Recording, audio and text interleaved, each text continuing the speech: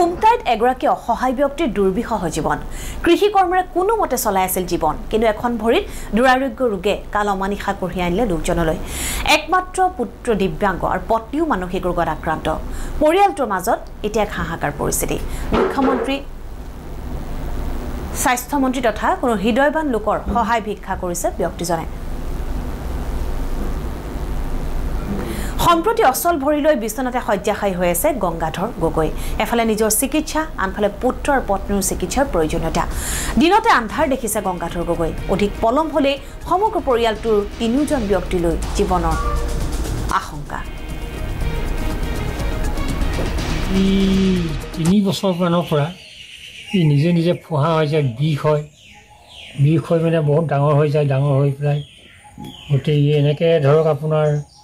পুজ জমা হৈ যায় পানী হয় বিষ ঘৰ বনাব নোৱাৰা হ'লোঁ কাম বন কৰিব নোৱাৰা হ'লোঁ হাজিৰা মাজি কৰি খাই আছিলোঁ এইবাৰটো একেবাৰে সৰ্বনাশ হৈ গ'ল তাকে মই ভাবিছোঁ কি